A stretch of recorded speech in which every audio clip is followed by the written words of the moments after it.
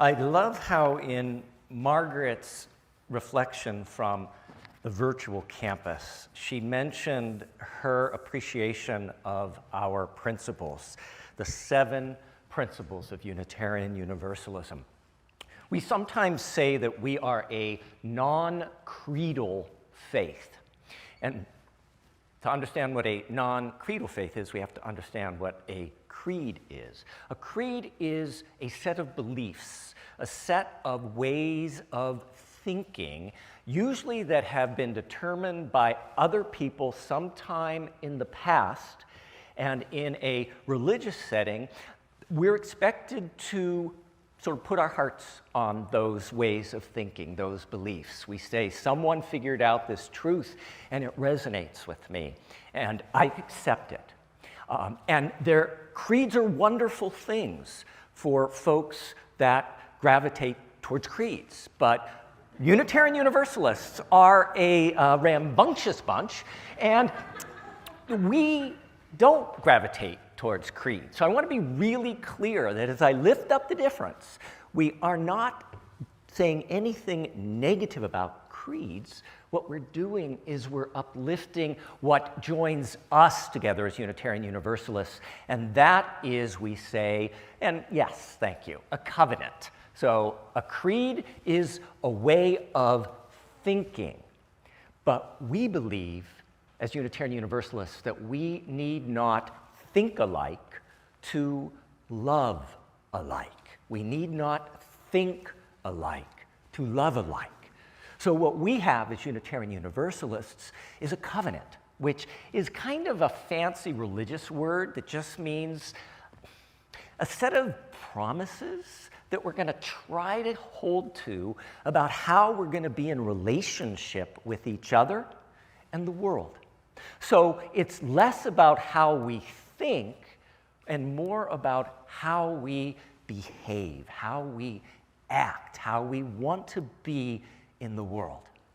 And over time, and countless discussions, and trust me, in the sermon you're going to hear about the countless discussions, we ended up with 7 core principles and purposes. These are the center, these are the heartbeat, these are the moral compass of how we're going to be in relationship with each other and the world. Not how we're going to think about things, but ideally how we're going to behave, how we're going to act.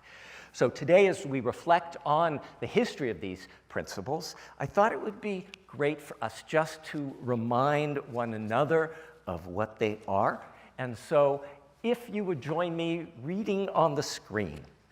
We covenant to affirm and promote the inherent worth and dignity of every person, justice, equity, and compassion in human relations, acceptance of one another and encouragement to spiritual growth in our congregations, a free and responsible search for truth and meaning, the right of conscience and the use of the democratic process within our congregations and society at large, the goal of a world community with peace, liberty, and justice for all, and respect for the interdependent web of all existence of which we are a part.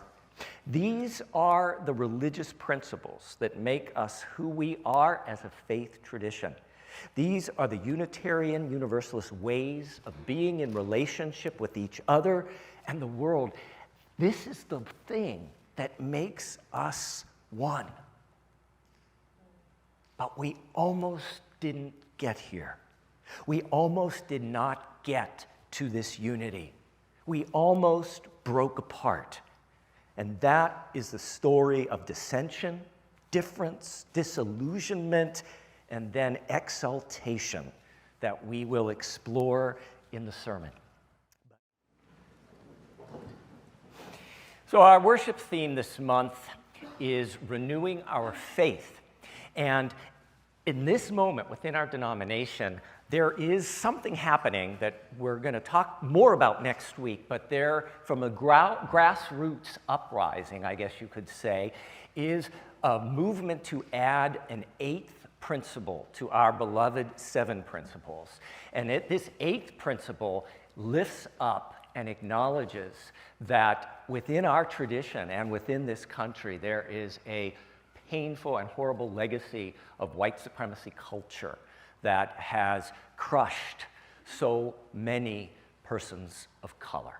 And so this eighth principle, if we choose to vote and add it to our 7, will publicly say that we are adding this to our promises, to try to live more fully into that seemingly impossible dream of being a more multiracial, multicultural community. But if you don't understand where you've come from, you can never understand where you are now, and you can never understand where you might be going. And so today, the history of our 7 principles. Now, there was a time when I would not have been welcomed in a Unitarian Universalist congregation because I am a gay man. In the 1970s, there was a fierce battle within congregations that caused many people to leave as congregations, one after another, said, we are going to lift up the life of LGBTQ individuals. There was a time in our denomination when a woman would never have been ordained as a minister. There was a time when someone who didn't believe in God would not be welcomed. There was a time when someone who was a pagan would not be welcome within this faith. There was a time when they would have never allowed us to play secular music like Duke Ellington from the chancel because all that could be quoted was the Bible. All that could be quoted were holy, sacred music. But, dear ones, we are a living tradition. A living tradition. And what that means is we have a tradition. We have a tradition that reaches back over 2,000 years to touch the life and ministry of Jesus of Nazareth, but we are a living tradition, which means we adapt and change as our human understanding, as our consciousness adapts and changes. Our faith must grow to hold that. It's like the Dalai Lama once said, if your religious beliefs contradict science, then your religious beliefs are what have to change. Now, it's important to remember that Unitarian Universalism, for most of our history, were 2 separate religious streams of thought, 2 completely separate religions, both which trace their roots back to Judaism and the early teachings and followers of Jesus of Nazareth. Now, the Universalists were concerned with the nature of God, and the Unitarians were concerned with the nature of Jesus and human beings. The Universalists said, if there is a God, that God is a God of love, and if God is a God of love, then no one would be condemned to eternal damnation, to hellfire. All will be welcomed back to God's love from whence we came. Salvation came to all from God's universal love, hence the Universalists. And now, the Unitarians, on the other hand, really focused on Jesus. They believed Jesus was a human being, no different from you or me, except he was kind of like, maybe almost like Superman. He was kind of the fully evolved and realized human beings, and we're just still kind of trying to get there. And what's important about that is it meant that the Unitarians believed that Jesus' capacity for love and compassion was within each one of us. They believed that we were not stained with original sin, but they believed in a kind of original blessing, a blessing that could be cultivated, a human character that could be cultivated. The Unitarians said salvation came from human beings becoming fully realized, becoming fully loving, intelligent people. Salvation, the Unitarians said, happened in this life through human effort to better themselves.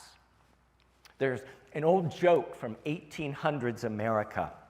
The Universalists thought God was too good to send them to hell, and the Unitarians thought they were too good to be sent to hell.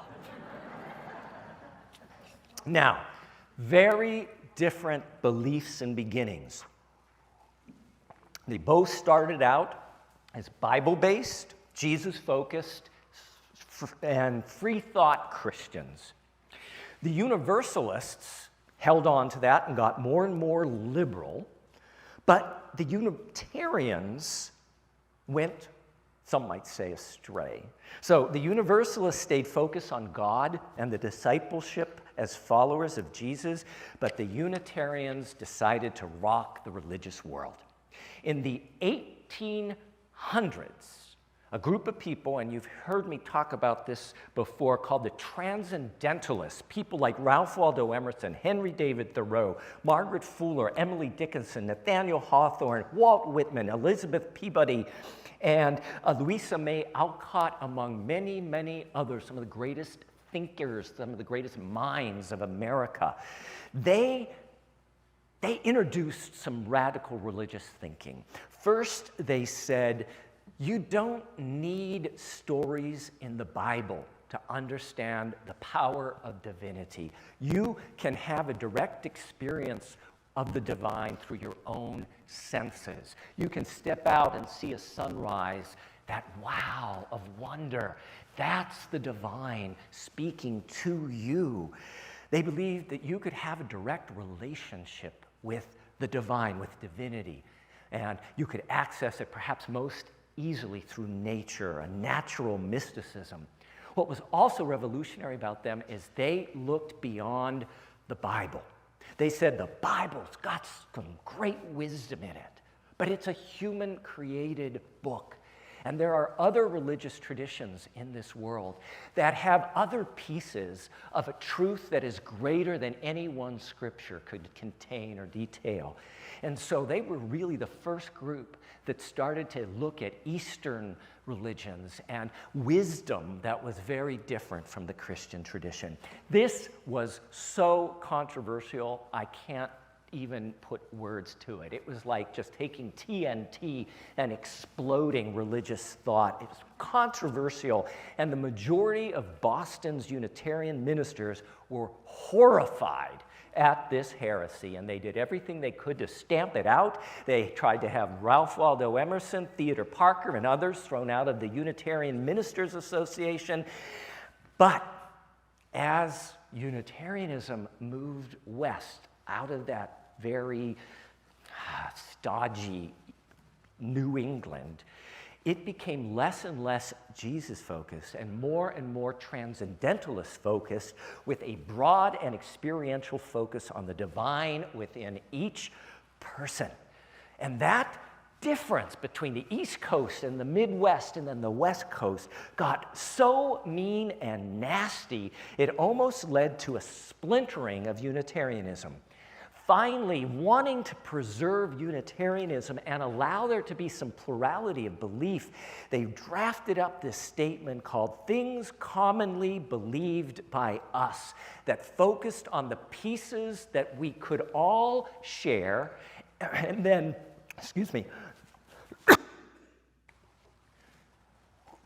and then they also outlined the things we couldn't agree on. So it was a way of saying, this is where we're the same, this is where we're different, and we want to try to live with that. But there remained this tension between the theists who wanted God and Jesus and the transcendentalists who wanted more. I'm going to just take another drink. I swallowed wrong.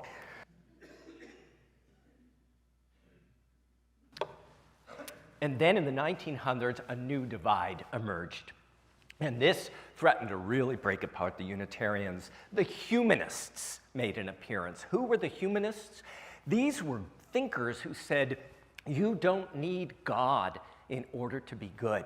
That coded within humanity is the knowledge of how we're meant to treat each other. And so with the humanists, it took away the need to even believe in God to be religious. You could be a Unitarian, you could be religious, and you didn't need God. It didn't mean you weren't allowed to have God. It just meant for those of us that God isn't part of how we understand the world, we could be welcome here. The Christian Unitarians were horrified at the humanists and the Transcendentalists, thinking that they had gone really astray. The Transcendentalists were horrified at the humanists because divinity and mysticism was so much a part of the Transcendentalists. And they were also horrified by the Christian UUs as they felt they were too limiting. And somehow you had to figure out how to create a container and a definition that was big enough to hold all of this together while still allowing there to be differences.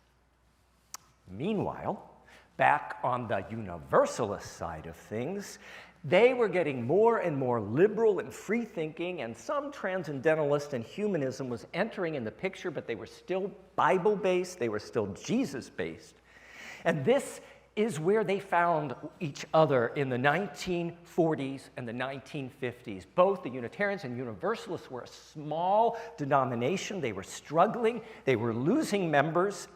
They were the two most liberal faith traditions in America, and there was this shared focus around love. Love from God with the Universalists versus love from human beings from the Unitarians, but love was at the center of it all, and so the Unitarians and the Universalists decided to consolidate and merge into one association or denomination. There was a problem. A very big problem. Their written stated beliefs were very different, and it seemed like it might be impossible to merge them. But because of the internal divisions and not wanting to break apart, the Unitarians had ended up, because you have the Transcendentalists, the humanists, the Christians, they had ended up with a self-definition that was so unspecific as to be beyond vague. It lacked any real spiritual component. It really didn't have much religious inspiration. So in the 40s and the 50s, these were the 5 principles of Unitarianism. Individual freedom of belief, discipleship to advancing truth, the democratic process in human relations, universal brotherhood, sexist, undivided by nation, race, or creed, and allegiance to the cause of a united world community. Contrast that to the Universalists, who looked a lot like a liberal Christian creed. This is the declaration of Universalism in the 40s and 50s. We're not going to read them all. I'm just going to lift up a couple sentences. The bond of fellowship, sexist, in this church shall be a common purpose to do the will of God as Jesus revealed it and to cooperate in establishing the kingdom for which he lived and died. To that end, I guess I am reading it all, we avow our faith in God as eternal and all-conquering love in the spiritual leadership of Jesus and in the supreme worth of every human personality. And then, to further complicate it, at the end, they added this strange liberty clause. Neither this nor any other statement shall be imposed as a creedal test, provided that the faith thus indicated be professed. Complete contradiction. So, we're left with the Unitarians and this vagueness. We have the Universalists and this God, Jesus saturated definition. And as they're moving towards a merger, it explodes into a real battle between those who wanted their God and Jesus and felt like it was being written out against the humanists who wanted God to be out of the picture, and the Transcendentalists who wanted to focus on plurality of belief and a mystical relationship with divinity. It's like they all wanted to dance together, but they couldn't agree on what song to play. And what was notable was who was not in the room where it was happening. Women, not in the discussion. BIPOC community, not in the discussion. It was white, male ministers determining the definition of a merging and emerging new faith tradition that had more women-identified members than men. So picture it. Convention, late night, smoke-filled rooms, probably lots of alcohol flowing, staying up through the night, really wanting to make this merger happen because there were true visionaries on all sides who saw the power, potential, and promise of a new Unitarian Universalism. They believed that the struggle they were in were birth pangs of a radical new way of being religious and being a beloved community. They believed that they could create a religion where we need not think alike to love alike. We need not think alike to love alike. They believed the covenantal faith based on love was possible. They believed they could be more than they were in that moment of time. And because of this belief and vision, a final agreement was drawn up, overwhelmingly approved by both General Assemblies of the Unitarians and the Universalists in Boston in 1960, and then reaffirmed a year later in Boston, when in 1961, the Unitarian Universalist Association was born to carry on the living tradition of these two different streams of thought, these two small but great religions. So, what did the first Unitarian Universalist principles look like? They were very different from our current 7 principles, and some of it is cringe-worthy in its language. So these are the 6 original principles of Unitarian Universalism. The members of the Unitarian Universalist Association, dedicated to a principle of free faith, unite in seeking, 1, to strengthen one another in a free and disciplined search for truth as the foundation of our religious fellowship. Fellowship is a sexist word. 2nd, to cherish and spread the universal truths taught by the great prophets and teachers of humanity in every age and tradition, and here's where the Universalists got their way, immemorially summarized in the Judeo-Christian heritage of love to God and love to man. Number 3, to affirm, defend, and promote the supreme worth of every human personality, the dignity of man, sexist, and the use of the democratic method in human relationships. Number 4, to implement our vision of one world by striving for a world community founded on ideals of brotherhood, justice, and peace. To this next one, it's really dry. To serve the needs of member churches and fellowships, to organize new churches and fellowships, and to extend and strengthen liberal religion. And the 6, to encourage cooperation with men of goodwill in every land. If you want to hiss men of goodwill, you can do that. So, despite the real achievement of creating unity, and despite the celebration of the birth of this new unified religion, there was displeasure on many sides, most notably from those who felt left out. Most of all, it was the women of Unitarian Universalism who were most unhappy with the sexist, lifeless language. They became the catalyst for change that took 23 years to occur, change that faced opposition most notably from male ministers who wanted to remain in control.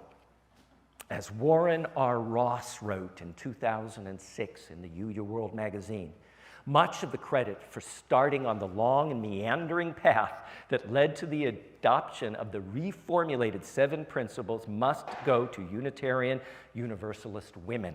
This was the 1970s, years when the U.S. women's movement was gathering momentum. Ross also notes, another emerging understanding also helped make the existing principles seem inadequate, that our relationship to the environment is one of our primary religious concerns. And so it was women and environmentalists who pushed for a new statement of principles that would better reflect a living tradition, authentic and relevant to the 1970s and 80s.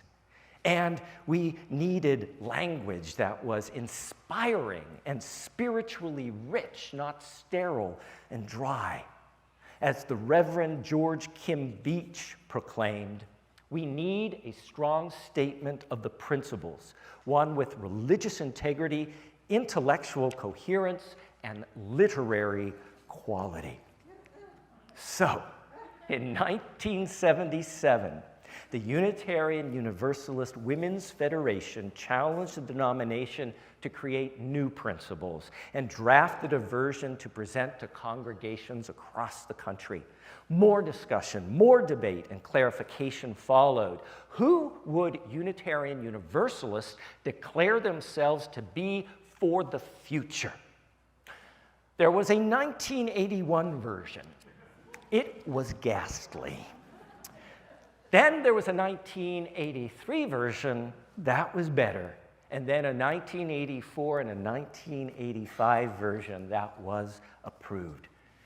Some suggestions after 1981 draft included replacing fellowship with religious community. It was proposed that one of the principles would be to recognize the importance of equality among women and men. That one didn't get in the end document. It was proposed that to affirm, defend, and promote the supreme worth and dignity of every human personality be changed to every person. And it was proposed that we defend and promote the integrity of the earth and our responsibility to protect its resources for future generations. And so, in 1983, a new version of the principles was presented, but it was not yet something that could be fully embraced.